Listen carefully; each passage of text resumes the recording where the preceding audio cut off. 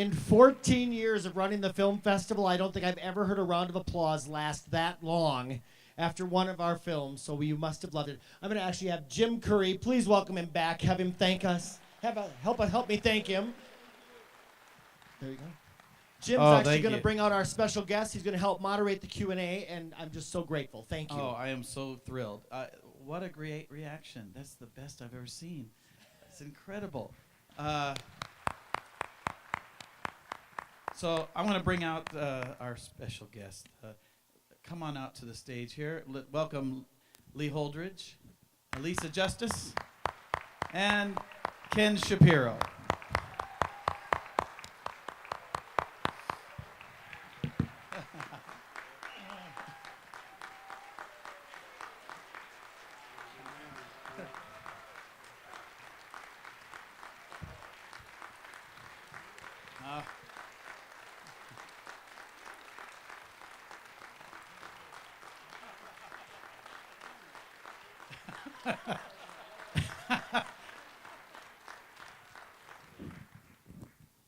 So I want to get right to the Q&A. I want to start it off, and then I'm going to join Patrick down in the audience. He's going to take one half of the room. I'll take the other half, so we can keep hopping back and forth and keep the questions going.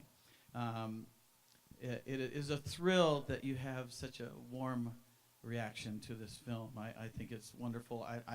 If you weren't human, I would understand not doing that. But if you're human, you have to have this reaction.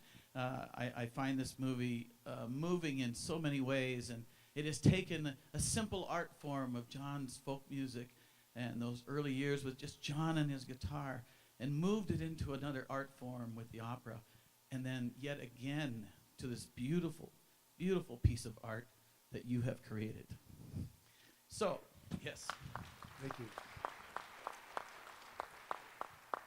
I want to start this off because I think it's obvious what Lee Holdridge does.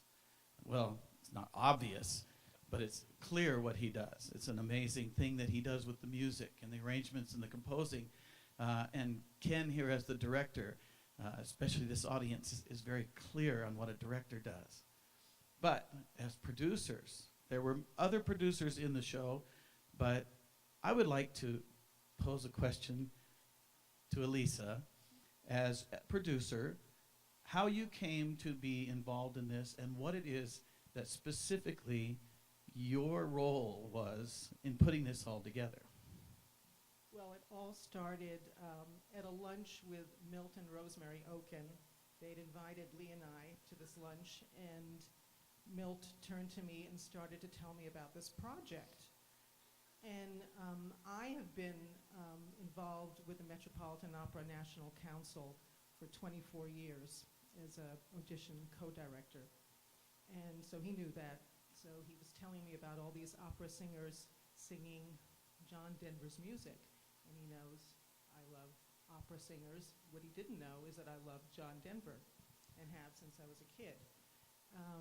So he looked at me after telling me about this project that he was thinking of doing, and he said, "So what do you think?" And I said, "God, that sounds fantastic." He goes, "Good, I'm glad you like the idea, because I want you to co-produce it with me." So, I mean, it was such a shock, because he never let on what this luncheon was all about. So my role was to basically get all the singers. Now, he had a group that he wanted, and I had a group that I wanted to bring in. So thank goodness, working with Milt was just a delight. There was a meeting of minds. We seemed to be on the same page. So when I brought up Shen Yang, he said absolutely. When I brought up Renee Papa, he said yes. So I went about writing all the letters to all the agents, and then it was a waiting game. We had to sit and wait to hear from all these agents. And finally it started to come in. And that's how it all started. Wow, great. And it was, I will say one thing. Thomas Hampson was one of the people that we wanted from the very beginning. And we contacted his agent, never got a hold of us. It was towards the end of all the recordings, and Milt said, whatever happened to Thomas Hampson? I said, I contacted his agent. He never contacted me back. He said, let's try again. His agent never told him about the project.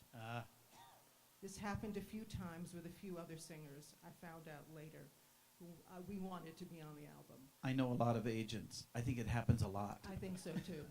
So that's how it all started for me. Let's go to the floor.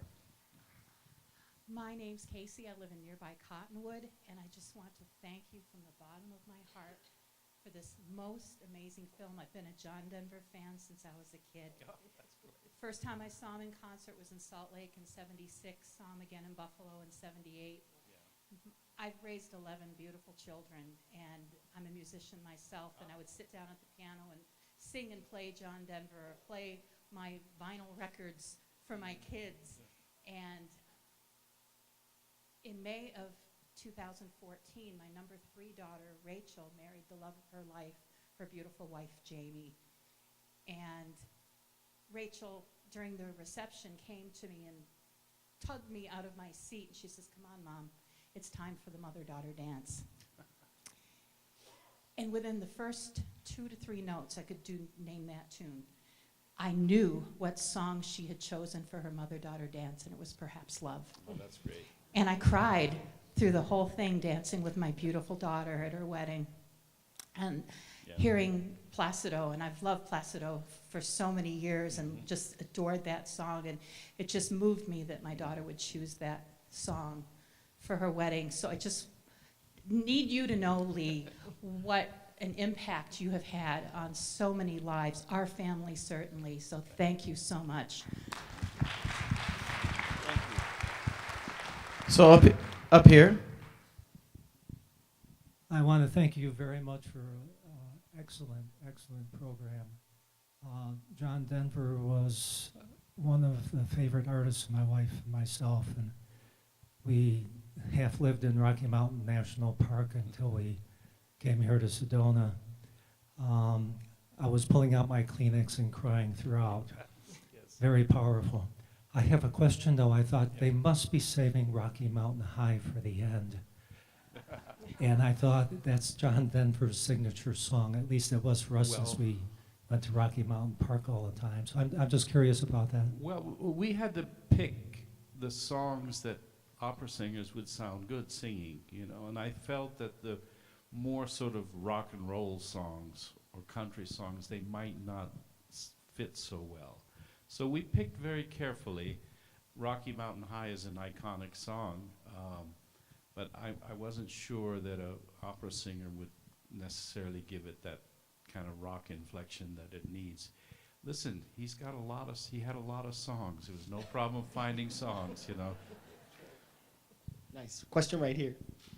I just wanted to say that my son, Chip Cummins, is a very close friend of John Denver. And Jim Curry, this is the 3rd time I've seen him here.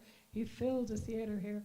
And it was just like watching a JD concert. It was so special. Anyway, John Denver's spirit came to him on the day he died. Denver was in California, but my son was at his house at that time. And I bless you, and I thank you for what you've done. Thank you. Sakina, thank you. Thank you. Yes, to you 3, I want to say thank you. My name is Lou. I live in Sedona. I've never really been into music. I'm more into sports, like watching the Super Bowl or the Olympics, and I can tell you I enjoyed tonight's performance more than anything I've ever watched, more than any Olympics, more than any Super Bowl. Thank the 3 of you for it was wonderful. Thank you. You know, Well, Thank you. I have to say something. Sorry. I have to say a little something. If you notice, and speaking of Olympics and everything, the dedication and the care. One thing about you might notice about these singers, you have an eye into the work that they do, the preparation. Did you notice how carefully the words are sung and how they choose the inflection? They really, really spend, and that's what's beautiful about it. It brings those lyrics right out to you, and that's why it hits you, because A lot of times those words on the radio, you know, you're driving a car, there's trucks going by, whatever, whatever, whatever. But suddenly here, you're like up close and personal, and you're like, wow, that's what that song says. You see, it's very beautiful, it's very touching. I want to say before we leave, I want a big thanks to Pat for inviting us. Yes. Because without that, and this is really a truly amazing film festival, you guys don't get to see this. And this is for us to see how you react and how you enjoy the film. It helps what our initial thought was to keep John's music alive and to keep it going. So thank you, Patrick. Really spectacular. Thank you. My question, or not a question, a comment, I just was thinking through the whole thing, from the words and all of the lyrics he'd written, the arrangement that you did to bring these people together individually, and then just seeing them, the one word is passion, and you could feel it, see it, and hear it. Yeah. No, you're absolutely right. You're absolutely right. Right up by Jim. Yeah. Okay. Hello. I would just like to say, you have no idea what a part of our lives you have become. I and my family own a little cabin on the Dolores River in Colorado. And for years, the past 20 years, no music has been played in that cabin but John Denver. My kids all say we own a cabin with my mother and John Denver. Thank you. That's great. That's funny. Actually, it's not a question. I want to just make a comment. My name is Chandra, and I'm a singer-songwriter. And John Denver was a huge influence throughout my youth.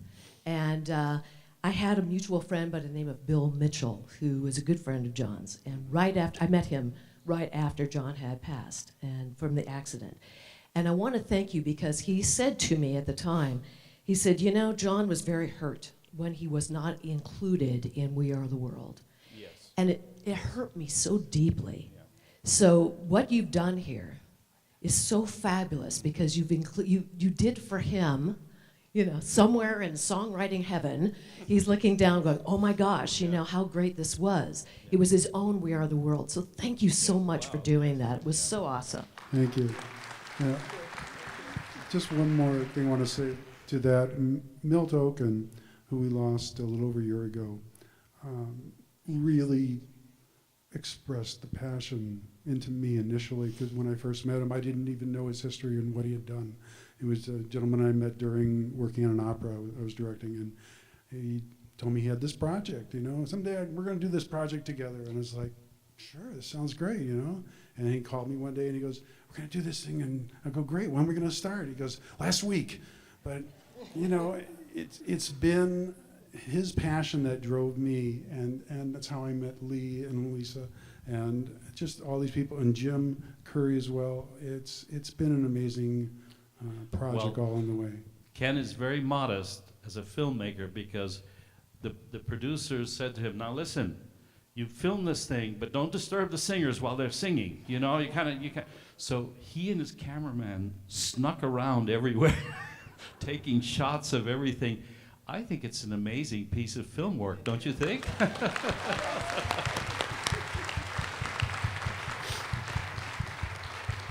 And by the way, I loved working with my wife. It was kind of like, at first I was like, You never know what that's going to be like. But it turned out to be fantastic because she is she has a lot of knowledge about singers and singing and opera singers and everything. I said, perfect. She really understands. She would talk to them. Of course, she had the dirty job of talking to their agents, but we won't go there. That is the hardest part. That's the hardest part of it all. Yes. I wanted to thank you for this work of your heart. It's quite obvious that that's where it comes from. And what I wanted to ask you, is there anything that you can share with us about how this shifted your own heart? Well, you know, it goes back to all those years that I worked with John. We started working together in 1974. I didn't want to go there, but there you go. Anyway, it was a long time. We got along really well together. I loved his songs, but he loved the orchestra. Every time I brought like strings in, like Annie's song, he was fascinated by the whole thing. And he wanted to learn more about it. He never stopped learning. He would ask me, now why do the violas play that line, the violin line? He even got to the point later on, he'd say to me, I think this should be a good French horn line. I say, you're right, it would be perfect, So he really loved the orchestra. He loved the songs, the sounds. When he worked with Domingo, he was blown away by that. He really noticed the way Domingo worked on the words and the nuances of the melody. If you listen to his singing after he worked with Domingo, he started paying also a lot more attention to the way he spoke and sang the words. So John was always a student. And I'm the same way. We're always students. We're constantly saying, well, we could do this better. And the fact that he loved it and we enjoyed it so much together. And I got to tell you, when we would go on tour, and you classical music lovers here, you'll know what I'm talking about. I would come in to rehearse some symphony orchestra, and there would be a lot of grumpy faces there, we got to play these pop concerts with these pop artists. And then we would start playing the music. Now, I wrote really orchestral parts for John's songs. And then you could see them sort of their eyes begin to, we got to play. Wait, we got to pay attention. Wait, what is this? John would walk in to rehearse with them. And I got to tell you, he would melt every single one of them. And they all had big grins on their face by the end of rehearsal. Some were tapping their feet. You don't see that in a symphony orchestra very often. But he was like a magnet. And he didn't do it out of ego. It was just who he was. I tell people, John had his demons, he had his problems, but when it came to being on stage and being the singer-songwriter, that was purity to him. That was the water fountain of pure, clear water. And he loved it, and he cared for it, and I wish he could have seen this movie.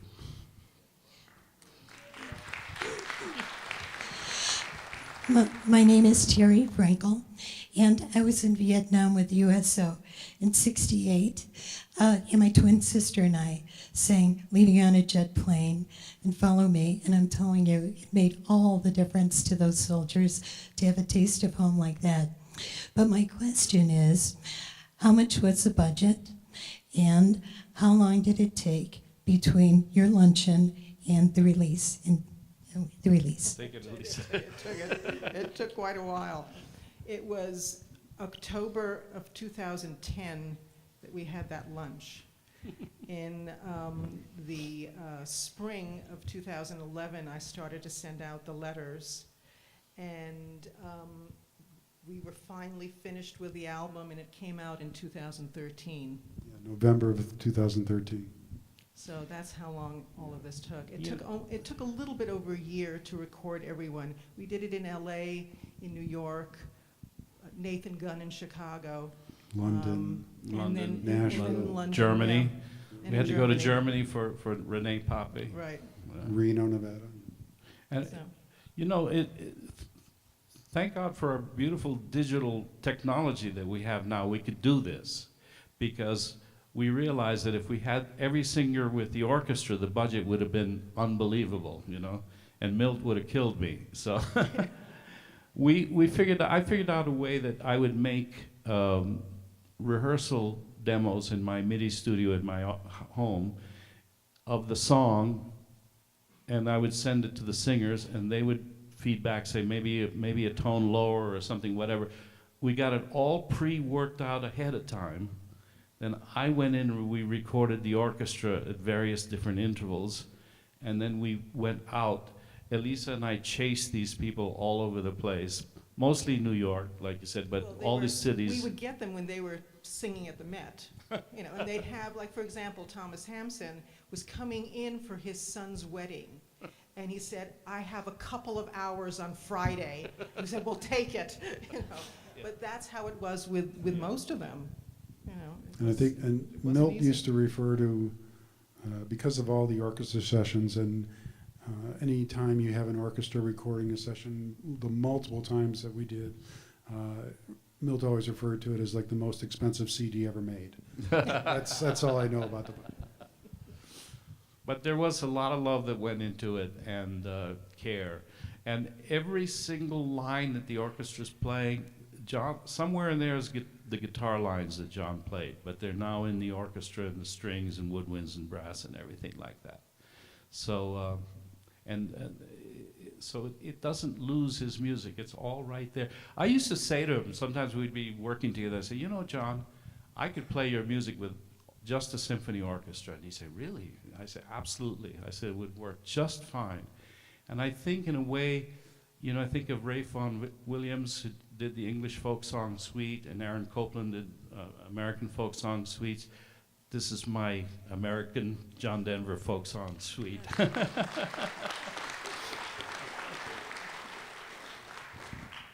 Hi, my name is Rose, and first of all, I want to thank you for an absolutely magnificent film and also a spectacular musical album that you've produced. This is not a question, but these comments are for Lee. Lee, I enjoyed a professional career, well, a career as a professional symphonic musician for 50 years. What did you play? I was a percussionist and timpanist. I was one of those who never groaned at Pop's concert rehearsals. And I have to tell you, your musical arrangements for this movie were absolutely spectacular. First rate.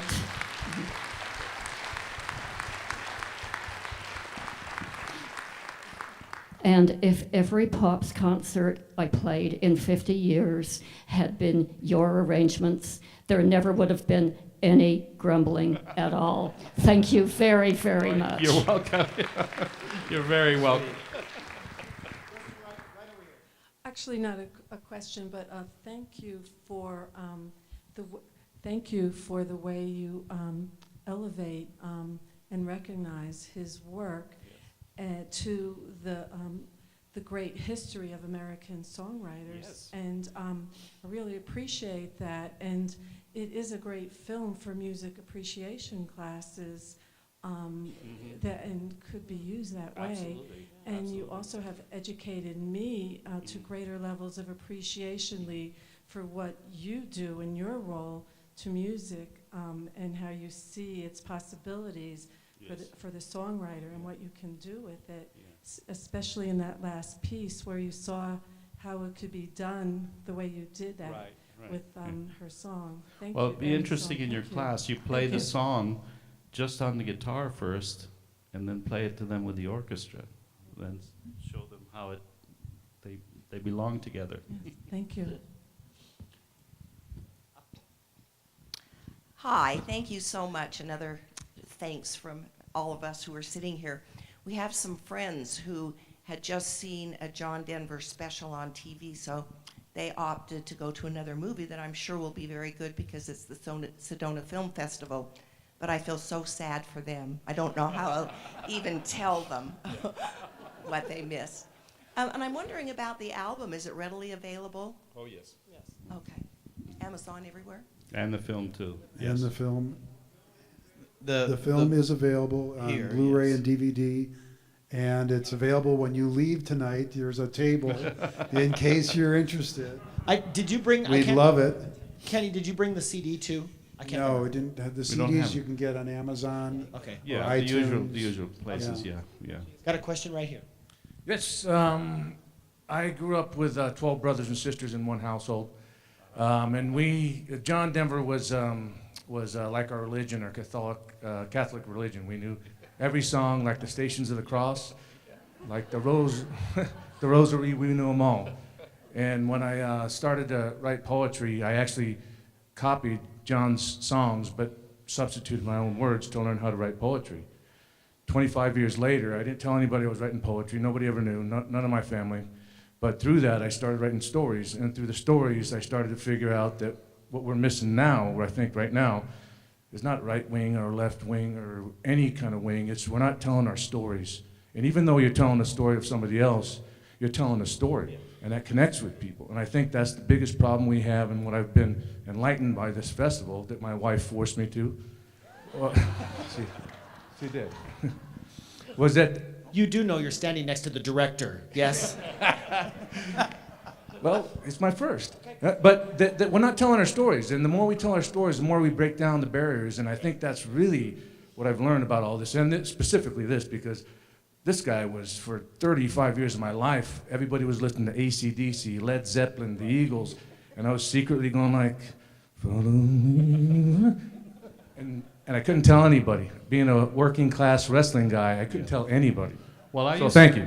You're welcome. I used to say that when the dust of the 20th century settles on art, it'll be interesting to see who's left standing. And it's changing. We're seeing now, emerging from that dust, certain artists that people are saying, wow, I didn't really know, you know. And so it's beautiful. And I think John is one of them.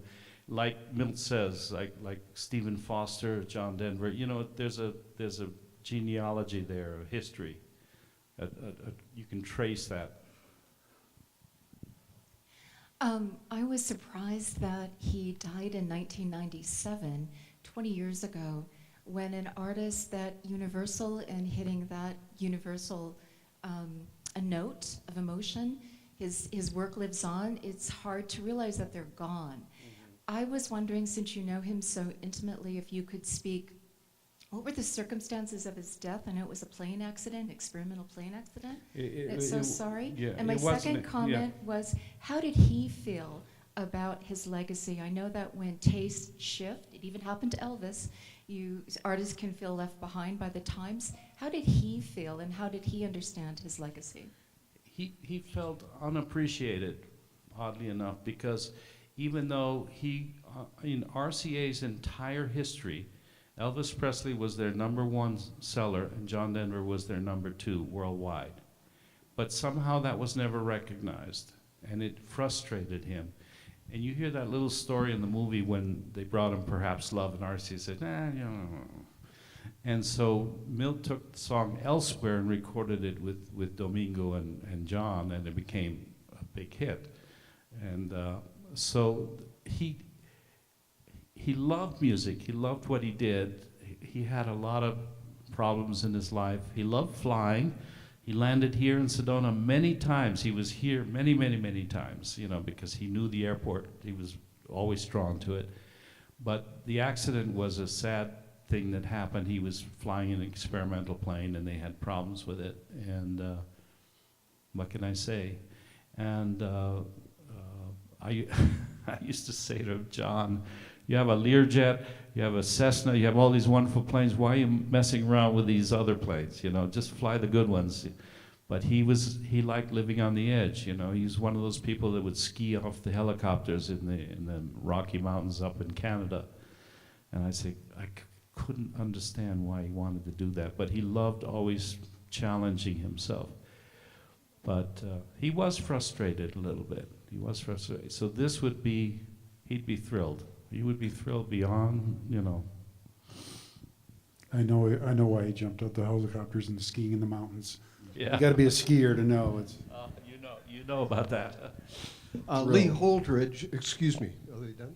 Okay, Lee Holdridge. Yes. I understand that you and Jim Curry have collaborated with symphony orchestras in different parts of the country. Can you speak to that for a little bit?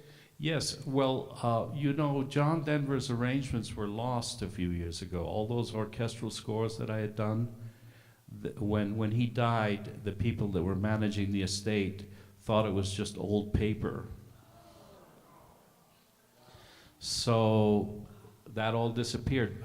Fortunately, I'm a little bit of a nutcase. I had saved copies of all my original scores. And had them stashed in my library. Now, we're going to light a torch to Jim Curry because he stepped up to the plate. He wanted to start performing these songs again with the original arrangements. And when I told him this story, he said, well, we'll just have to reconstruct them. So he started having these arrangements copied. You know, the original ones that I wrote, translated back into computer, into digital, into Sibelius. So they are all preserved. They are all there. They are alive thanks to Jim Curry. Wow. And that's so. So when he performs with an orchestra, he uses those arrangements with him singing. So it's very exciting. And I've had a chance to conduct once in a while with him. So I enjoy doing that. Thank you. We have a very young person that wants to ask a question. It's a whole nother generation here. Excellent. I'm 12 years old, and I'm a fellow musician. I also play music. And I think it's a very great thing that you have done this for John Denver as a tribute. Thank you. Thank you. That's all I have to say. Well, thank you. Thank you. What do you play? I play guitar, bass, drums, ukulele, and I sing. Wow. Excellent. Hey. Hi. First of all, I'd like to say that after each song, I felt like applauding. I think there's a few others here did as well. But anyway, what I wondered was, did you have any difficulty getting permission to record his songs? Being that Bill Token was the publisher, it kind of worked itself out. So yeah, he was able to obtain licenses for all of them. You know, it was not a problem. I think he had, because of his work with John Denver in creating the original records, he had the license to re-record them, so we did. You know, we did. Yeah. It did take some time to get all the legal done because there were transferring of all the music rights were going between two different companies while we were shooting the film and editing the film. And so it took almost a year to finally get all the exact correct copyright information, all the legal done. So it was challenging. Yeah, there were costs. Legal lawyers, but they... You know what legal fees can be like. One more way up Way here. up on top. We've got time for two more questions. That one and then right down here. Okay. Great. One thing I wondered if you knew is that John Denver is kept very much alive in Baltimore at the Baltimore Orioles baseball games.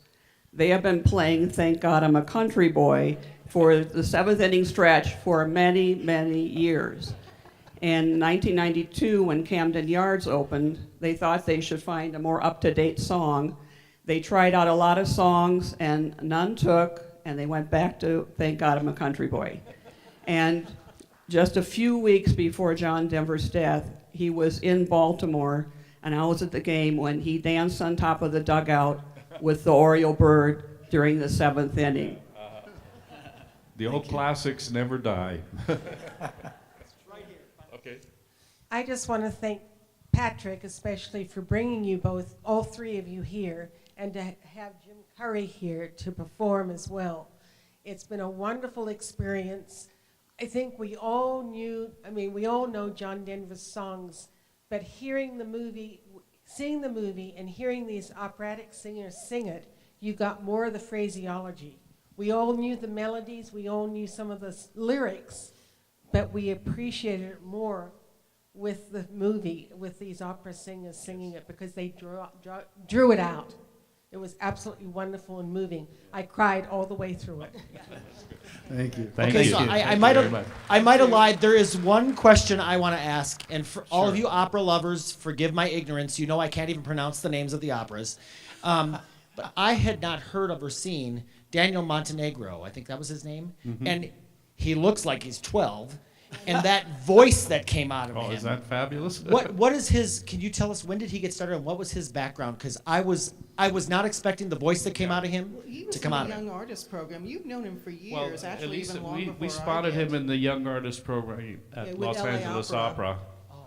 And I used to call him the three tenors, the next generation. But Elisa spotted him and saying, you know, you got to listen to this guy. He's fantastic. Yeah, you know. he really is, Yeah, and he does yeah. look 12. But He really was He's extraordinary. now a little older, and he has a little that gray hair coming in. Yeah. It's very distinguished. I have a At quick 32. comment, all you opera lovers. you know the song Per Te, For You, we did it in Italian with Matthew Polenzani doing the Italian version. Listen to it on the CD. I once played it for a few of my composer friends. I said, you know, we found this Puccini aria that has never been published before. And I put it on and they were like, really, where did they find it? My gosh, well, tell me, what's the story behind it? And they were going crazy. And then when I explained to them what they were like, oh boy. Why? And I don't want to embarrass you, and I'm also going to embarrass myself on this one, because in my position, all you do spending the first 2 months leading up to the festival is everybody wants to know who's coming to the festival, what celebrities are coming to the festival, which makes me cringe, because if you really love independent film, it's about the films, not the celebrity. But we know that we have to have the celebrities, and they're awesome, and we bring in the eye candy. So everyone's always been asking me who you got coming in, And my standard answer, because what they want to know is Jane Alexander, Richard Dreyfuss, Pierce Brosnan, James Brolin, Sybil Shepherd. So my box office manager, Lori Reinhardt, comes in the office and she said, oh my God, do you realize who you have coming to the festival? And I said, yeah, you should know. Pierce Brosnan, Jane Alexander, Sybil Shepherd. She goes, my husband is so excited. You've got Lee Holdridge coming to the film festival. He's a filmmaker and he's in awe of you. So I just want you to know you are the celebrity of this film festival, so we appreciate that. And Kenny and Elisa, thank you. Jim Curry, thank you. And Kenny has to escape tonight to go and produce a little thing called the Oscars. And I just want to plant this seed, Kenny. I love these people, but if you ever asked me to come to the Oscars during Film Festival week, I would bag them in a heartbeat, just to let you know. Ladies and gentlemen, great voices, sing John Denver. Thank you. Jim, Kenny, Elisa, and Lee. Thank you all so very, very much.